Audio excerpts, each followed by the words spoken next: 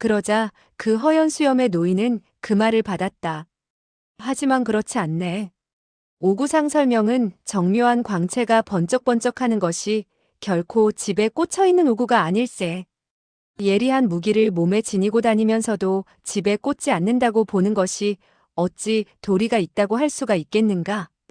석파천은 두 사람의 의견을 들어보았으나 도무지 이해할 수 없어 다른 두 사람의 곁으로 다가갔다. 이때 석파천이 가까이 다가간 두 사람은 매우 빠르게 싸우고 있었다. 한 사람의 검초는 매우 날카로워 연신 공세만 펼치고 있었고 다른 한 사람은 장검으로 끊임없이 원을 그려대고 있었다. 원을 그려대고 있는 사람은 상대방의 검초를 모조리 밀어내고 있는 판국이었다.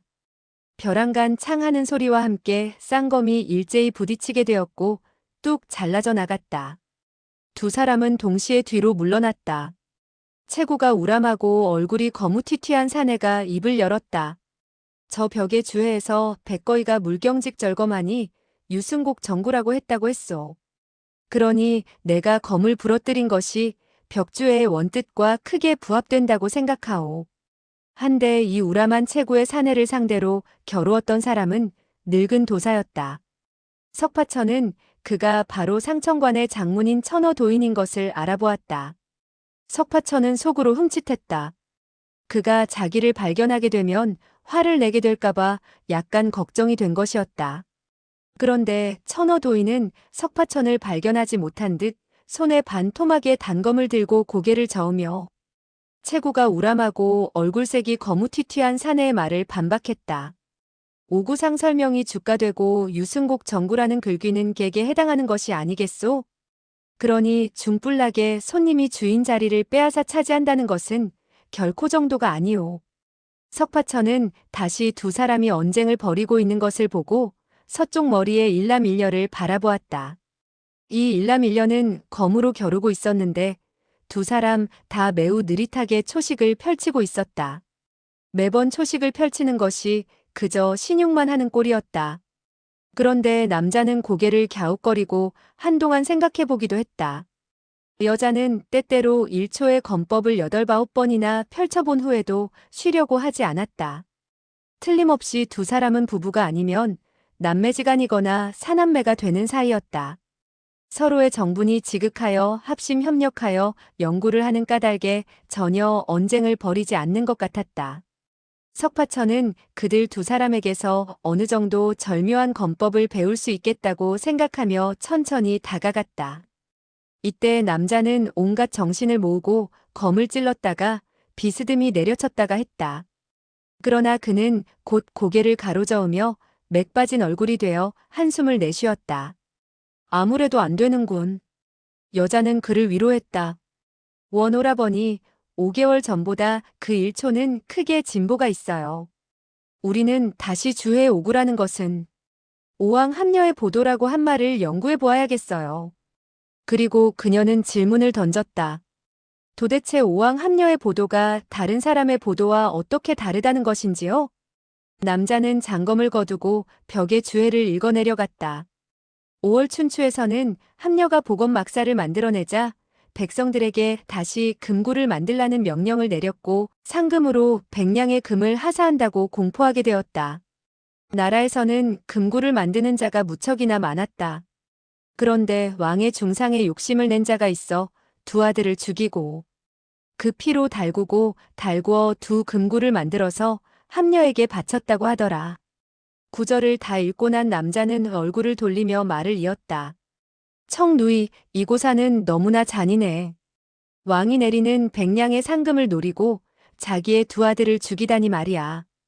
여인은 침착하게 말했다. 저의 짐작으로는 잔인이라는 두 글자가 바로 이 1초의 요결을 말하는 것이 아닌가 해요. 손을 쓰게 되었을 때 사정없이 손을 쓰되 친아들이라 하더라도 죽여야 한다 하는 뜻인가 봐요. 그러나 그녀 역시 자신이 없는 듯 고개를 갸웃거리며 다시 한마디를 덧붙였다. 그렇지 않을 때 벽의 주회가 어째서 그와 같은 부분만 특별히 강조했겠느냔 말이에요. 석파천은 이 여인이 40여 세밖에 되지 않으며 용모가 매우 청소하다고 느꼈다. 그런데 친아들을 죽인다는 대목에 이르러서 전혀 처연해지는 표정이 엿보이지 않아. 그녀의 이야기를 더 듣고 싶지 않아서 얼굴을 돌려 석벽 쪽을 바라보았다. 벽에는 촘촘하니 글자로 가득 차 있었다. 수백 수천 자는 될 것 같았다.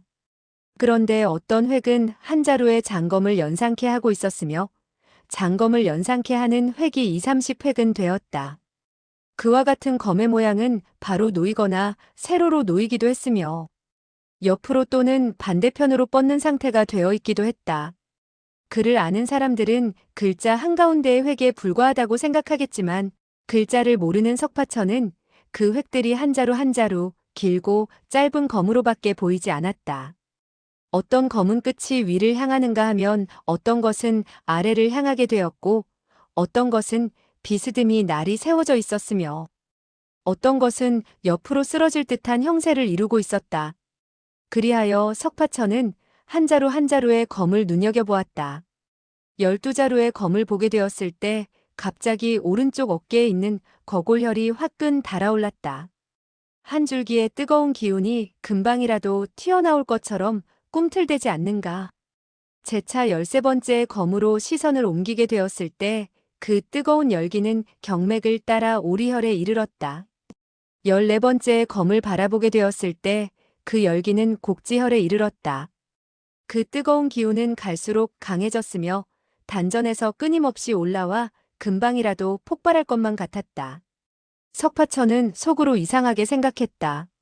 나무로 깎은 인형의 경맥도를 본 이후 내력이 크게 증대되었지만 오늘과 같이 세찬 기세를 보인 적이 없다.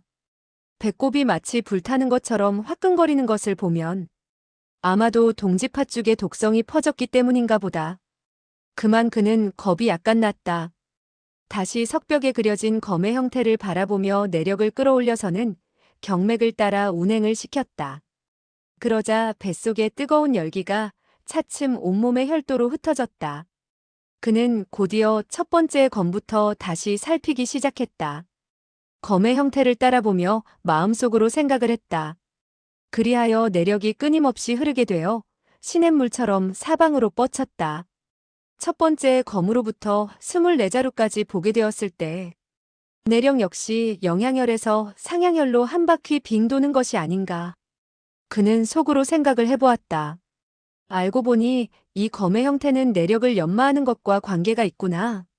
애석하게도 나는 벽의 문자를 몰라 그 법대로 연마할 수가 없구나. 하지만 한 가지 검법을 익히게 될 것 같다. 그렇지. 백할아버지가 제일 첫 번째 석실에 계시니 설명을 들어보아야겠군. 그리하여 그는 첫 번째 석실로 갔다. 백자재와 온인후 두 사람이 각기 한 자루의 목검을 들고 몇 초 겨루어 보다가 언쟁을 벌이고 또 석벽의 문자를 가리키며 자기의 고집을 꺾으려 하지 않았다. 서로 상대방의 잘못이 있다는 것이었다. 석파천은 백자재의 옷자락을 잡고 물었다. 할아버지, 그 글자들은 무엇을 말하고 있는 것인가요? 백자재는 몇 마디의 설명을 해주었다. 온인우는 불쑥 그 말을 반박했다. 아닐세. 잘못되었어. 백형, 자네의 무공이 높기는 하나 나는 이 석실에서 이미 10년 동안 연구해왔네. 10년이라는 세월이 헛되이 보내어질 리는 없지 않은가? 어쨌든 자네는 아직도 터득하지 못한 것일세. 무학이라는 것은 불가의 선종과 같은 것이라네. 10년 동안 고된 수련을 한다고 반드시 득도하는 것은 아니야. 나는 저 한마디가 바로. 온인우는 고개를 가로저으며 그 말을 들으려고도 하지 않았다. 크게 잘못된 생각일세. 석파천은 두 사람이 끊임없이 다투기만 하는 것을 보고 속으로 포기하지 않을 수 없다고 생각했다. 벽에 쓰인 문자들의 주해가 그토록 어려워 용도주가 말한 것처럼 무수한 고수와 학문 있는 사람들을 데리고 와 수십 년간 연구해 보았지만 알지 못했다고 했다. 그런데 한자도 모르는 내가 그들처럼 머리를 썩힐 것이 무엇이냐? 이와 같은 생각과 더불어 그는 석실에서 서성거렸다. 그러자니 자연 동쪽에 한 무리가 떠드는 것을 들을 수 있었고 서쪽에서 한 무리가 떠드는 것을 또 들을 수 있었다. 제각기 자기의 의견을 고집할 뿐 상대방의 말을 전혀 들으려고 하지 않았다. 그런 판국에 그 누구를 붙잡고 농담도 주고받을 수가 없었다. 혼자 무료하기도 해서 그는 석벽의 그림을 바라보았다. 그는 두 번째 석실에서 24자루의 겉모양을 보고 장검이 가리키는 방향이 체내의 경맥과 암암리에 부합된다는 사실을 깨달았던 바가 있었다. 그런데 첫 번째 석실의 그림에는 다만 한 사람의 젊은 서생이 그려져 있을 뿐 다른 그림이라고는 없었다. 한참 동안 보니 그림 속에 사람의 오른쪽 소매자락을 떨쳐내는 자세가 무척 날렵하고 멋이 있어 보였다. 그리하여 그는 몇 번 더 그 그림을 보게 되었다. 그러자 갑자기 오른쪽 옆구리에 연애결이 꿈틀했다. 곧이어 한 줄기의 뜨거운 기운이 족소양담경을 따라 1월과 경문 두 요혈로 흘러들어가는 것이 아닌가. 그는 속으로 기뻐하며 다시 그림을 자세히 바라보았다. 사람의 그림을 구성하고 있는 것은 위도새 접혀진 곳으로부터 얼굴, 부채의 선을 따라 하나하나 힘차게 연결되어 있었다. 그 연결된 부분을 따라 보아 내려오자 자기 체내의 내력도 그 선을 따라 운행하는 것이 아닌가. 그림 속의 필법과 체내의 경맥이 서로 부합하고 있다. 이것이야말로 가장 천박한 도리이니 이곳에 있는 사람들은 모두 알고 있을 것이다. 그러나 고심한 무학을 나로서는 터득할 길이 없고 또 지금 여간 무료하지 않으니 과거 인형의 경맥의 선을 보고 내공을 연마한 것처럼 이곳에서 조잡하고 미천한 재간이나마 연마하면서 무료함을 달래보자. 그러다가 백할아버지께서 상승의 무학을 터득하시게 되었을 때 우리는 함께 돌아가면 된다. 그리하여 그는 그림 속의 필법을 눈여겨 관찰했다. 필법이 처음 시작되는 곳을 찾아 그 의세를 따라서 그는 내공을 연마했다. 이 도형의 필법은 세상의 그림들과는 전혀 달랐다. 필획의 순서가 퍽이나 이상야릇했다. 다행히도 그는 글자를 쓰는 것도 그림을 그리는 것도 배우지 않았기 때문에 위에서 아래로, 왼쪽에서 오른쪽으로 또는 아래쪽에서 위로 향하는 등의 선들임을 전혀 모르고 있었다. 그런데 그 그림 속에는 아래에서 위로, 오른쪽에서 왼쪽으로 간 직선의 필획이 무척이나 많았다. 일반의 서화를 그리는 붓의 뜻과는 종종 전혀 상반되었으며 졸렬하면서도 비범하다 할 수 있었다. 그러나 석파천은 조금도 이상하다고 생각하지 않고 그대로 연마를 했다. 만약에 열흘이라도 서화를 배운 어린아이였다면 결코 그와 같은 필로대로 생각을 갖지 못했을 것이리라. 그림 속의 필획은 상아가 도착된 곳이 81군데나 있었다. 석파천은 30여 곳의 필획을 익힌 후 배가 고픔을 느꼈다. 그러고 보니 석실 내 모퉁이 탁자 위에 국수나 떡 조각, 그리고 물들이 준비되어 있는 것을 보고 그는 그곳으로 가서 배를 채웠다. 그런 연후에 석실 바깥쪽의 변소에 가서 소피를 본 후 그는 다시 석실로 돌아와 그 필획을 따라 내공을 연마했다. 석실 안은 휘황찬란하게 밝혀져 있어서 그는 피곤해지면 벽에 등을 기대고 잠을 잤다. 그리고 배가 고프면 마련된 음식을 먹었다. 얼마나 시간이 흘렀는지 몰랐다. 첫 번째 그림의 81곳이나 되는 필획의 내공을 모조리 익숙하게 외우게 되었다. 그리고 그는 백자재를 찾았으나 백자재는 이미 그 석실에서 찾아볼 수가 없었다. 석파천은 약간 당황해서 불렀다. 할아버지, 할아버지. 그리고 그는 두 번째 석실로 달려갔다. 백자재가 목검을 들고 동안악발의 노도사와 싸우고 있었다. 두 사람의 검법은 모두 다 둔하고 졸렬한 것 같았다. 그러나 두 자루의 검에서는 찍찍하는 파공성이 일었다. 각기 상승의 내력을 검초에 주입한 것이었다. 이때 휙하는 커다란 음향이 울려 퍼지면서 백자재의 손에 들린 목검이 그의 손을 떠나 날아가고 그 도사 수중의 목검마저 두 동강이 나고 말았다. 그런가 하면 두 사람은 동시에 뒤로 두 걸음씩 물러섰다. 노도사는 빙그레 웃고 입을 열었다. 위덕 선생, 당신의 하늘에서 받은 실력에는 이 늙은 도사도 무릎을 꿇지 않을 수 없구려. 하나 우리들이 겨룬 것은 건법이었지 내공을 겨룬 것은 아니오. 백자재는 그 말을 받았다. 우다 도장, 당신의 건법은 확실히 나보다 더 고명하오. 나는 탐복하는 바이지만 당신은 당신네 무당파의 무학을 펼친 것이지.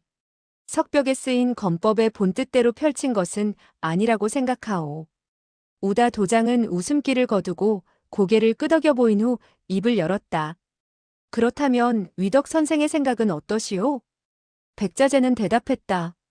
첫 번째 구절인 오구상 설명의 명자에 커다란 이치가 도사리고 있는 바. 석파천은 백자재 옆으로 다가가서는 물었다. 할아버지, 우리 돌아가는 것이 어때요? 백자재는 이상하다는 듯 반문했다. 지금 뭐라고 했느냐? 석파천은 눈살을 찌푸리며 말했다. 이곳의 용도주께서는 우리들이 가고 싶을 때 언제든지 떠나라고 했으며 해변에 많은 배가 있으니 우리 떠나도록 해요. 백자재는 노해 부르짖었다. 무슨 소리를 하는 거냐? 어째서 그렇게 서두르는 거냐? 석파천은 그가 성을 내는 것을 보고 약간 두려운 마음이 생겼다. 할머니는 저쪽에서 기다리고 계세요. 2월 말까지만 기다리겠다고 말했어요. 만약 2월 말까지 돌아오시지 못한다면 바다에 뛰어든다고 하셨어요. 백자재는 어리둥절해졌다. 2월 말까지? 우리는 동지 전날에 이곳에 온 것이 아니냐? 겨우 2, 3일밖에 지나지 않았는데 무엇이 걱정이냐? 천천히 돌아가도 돼. 석파천은 수아가 그리웠다. 그리고 그날 해변가에서 전송해주던 수심의 어린 그녀의 모습이 떠오를 때마다 돌아가고 싶은 마음에 겨드랑이에 날개라도 돋았으면 하는 심정이 되곤 했다. 그러나 백자재는 완전히 석벽의 무학에 빠져 있는 것이 아닌가. 그렇다고 혼자 내버려 두고 갈 수도 없는 노릇이라 석파천은 별 생각 없이 세 번째 석실로 들어갔다. 석실에 들어갔을 때 세찬 바람 소리가 일었다. 3명의 경장을 한 노인이 경공신법을 펼쳐 신속하게 달리고 있었다. 너무나 빨리 달리기 때문에 석실 안에는 세찬 바람이 소용돌이치고 있는 것이다. 세 사람은 이와 같이 쫓고 쫓기듯 다름질치고 있으면서도 말을 주고받았는데 어조가 매우 차분한 것으로 미루어 내공 조예가 무척 심오한 듯했다. 문득 첫 번째 노인이 입을 열었다. 이 한수의 협객행은 대시인 이백이 지은 것이네. 이백은 시선이었지 결코 검술가는 아니거든. 어찌하여 한수 24구의 시에 무학의 가장 오묘한 이치가 담겨 있다는 것일까? 두 번째 노인이 말했다. 이와 같은 무공을 창안한 사람이야말로 청고에 드문 무학의 대종사일세. 그 어르신께서는 다만 이백의 시를 빌려 그의 신기한 무공을 설명한 것인데 우리들은 외골수로만 빠져들어 이백의 협객행이라는 시가 가지고 있는 뜻에 너무 구애를 받고 있는 것 같네. 세 번째 사람은 그 말을 받았다. 기형의 말씀이 지극히 옳은 것 같네만 이 은한조백만은 이백의 본뜻에서 이탈하게 되었을 때 풀 길이 없어지네. 첫 번째 노인은 말했다. 그건 그래. 비단 그럴 뿐 아니라 네 번째 석실이 삽답여유성과 연결되어야만이 올바른 설명을 할 수 있다고 생각하네. 시와 문장을 해석함에 있어서 단편적으로 뜻을 취해서는 안 되는 것과 마찬가지로 우리가 무학을 연구 및 토론함에 있어서도 단편적으로 뜻을 취해서는 안 될 걸세. 석파천은 속으로 이상하게 생각했다. 세 사람이 무공을 토론한다면서 어째서 앉아서 천천히 이야기를 하지 못하고 이렇게 다른 박질을 치는 것일까? 그러나 그는 곧 그 이유를 알게 되었다. 두 번째 노인은 그 말을 받아 물었다. 자네는 그 두 시구에 대해서 터득한 바가 많다고 생각하는데 어찌하여 경공신법의 응용에 있어서 시종나를 뒤쫓아오지 못할 정도로 시시한가? 첫 번째 노인은 그 말을 받아 물었다. 그렇다면 자네는 나를 뒤쫓아왔는가? 그러자 세 사람은 더욱더 빨리 달렸다. 그들의 옷자락에서 바람소리가 일었다. 그런데 세 사람의 상호 간격은 시종 변하지 않았다. 세 사람의 공력이 비슷해서 그 누가 그 누구를 초월할 수 없었던 것이다. 석파천은 잠시 그들의 하는 양을 보다가 시선을 옮겨 벽에 그려진 그림을 바라보았다. 벽에는 한 필의 준마가 그려져 있었다. 고개를 번쩍 쳐들고 달려가는 모습이었다. 발밑에 구름이 잔뜩 깔려 있어 마치 하늘을 나는 것 같았다. 그는 먼저의 방법대로 말이 달리는 기세를 내공의 연마와 연결시켜 시험을 해보았다. 그러나 이번에는 전혀 들어맞지 않았다. 그는 아무래도 이번 그림은 첫 번째와 두 번째의 석실과는 다른 모양이라고 생각했다. 그리하여 그는 말의 발밑에 있는 구름송이들을 자세히 살폈다. 한 무더기가 한 무더기의 구름 같기도 하고 안개 같기도 한 기체는 끊임없이 앞으로 밀려나가고 있었다. 마치 벽이라도 뚫고 달아날 것 같은 그런 기세였다. 잠시 바라보게 되었을 때 갑자기 진기가 끌어올라 그는 자기도 모르게 다름질을 치게 되었다. 그는 한 바퀴 돌고서는 석벽의 구름송이를 한번 바라보았다. 그러자 진기가 다시 그를 밀어붙이듯 끌어오름에 따라 다시 한 바퀴를 돌았다. 다만 그는 경신법을 배우지 않았기 때문에 발걸음이 휘청거렸고 자세가 비틀비틀한 것이 매우 보기에 졸렬했으며 달리는 것 또한 그 세 명의 노인들보다 훨씬 뒤떨어지는 편이었다. 그러니까 세 명의 노인이 매번 7, 8번의 원을 돌 때 그는 겨우 한 바퀴를 도는 것이었다. 그러자 그의 귀에 아스라이 세 노인이 비아냥거리는 말이 들려왔다. 어디서 온 젊은이인데 우리들처럼 줄다름을 익히려고 할까? 하하, 저게 무슨 꼬락선인가? 저 같은 경신법으로 감히 석벽에 무공을 파고들어 연구하려고 하다니, 흐흐. 다른 사람의 취팔선이라는 술 취한 사람의 걸음걸이도 역시 그 자체에 일정한 규범이 있는 고명한 무공인데 저 소형제의 취구선은 너무나 우스꽝스러울 정도로 꼴사납군. 석파천은 그만 얼굴이 시뻘개져서는 걸음을 멈추었다. 그러나 석벽을 다시 한번 쳐다보게 되었을 때 자기도 모르게 다시 달리기 시작했다. 8, 9번의 바퀴를 돌게 된 이후 온 정신을 가다듬고서는 벽에 구름송이의 기세를 외웠으며 그 세 노인의 비아냥거리는 말소리는 이미 한마디도 그의 귀에 들어오지 않았다. 얼마나 시간이 흘렀고 또 몇 바퀴를 돌았는지 모를 일이었다.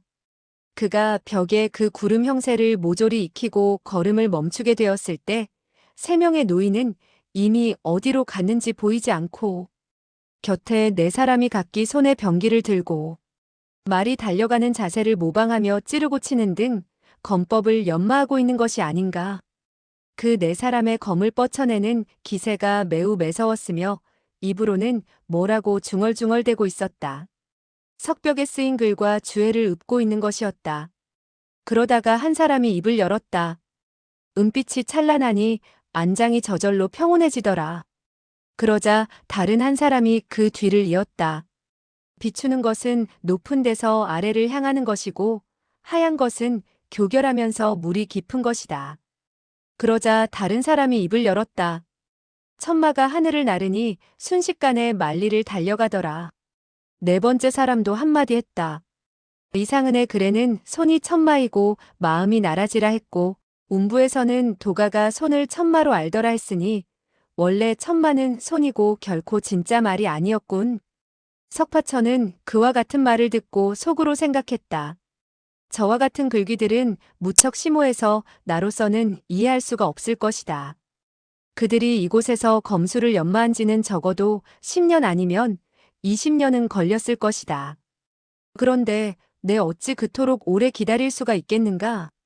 어찌되었든 간에 더 많이 기다릴 여가도 없고 하니 아무렇게나 한번 훑어만 보고 끝내도록 하자꾸나.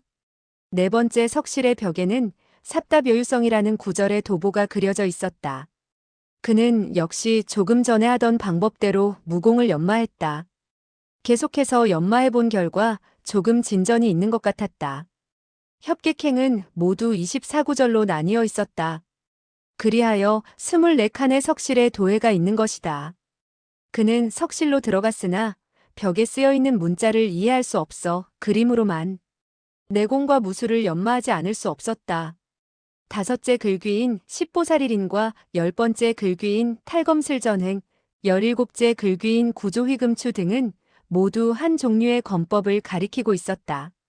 여섯째 글귀인 천리부류행, 7째 글귀인 사료부리거, 8째 글귀인 심장신여명은 각기 한 종류의 경신술이었다. 9째 글귀인 한과신능음, 14번째 글귀인 오학도위경, 16째 글귀인 종사협골향은 권장법이었다. 13번째 글귀인 삼배토언락, 18번째 글귀인 의기소예생, 그리고 20번째 글귀인 현역대량성은 각기 한 종류의 토납술이었다.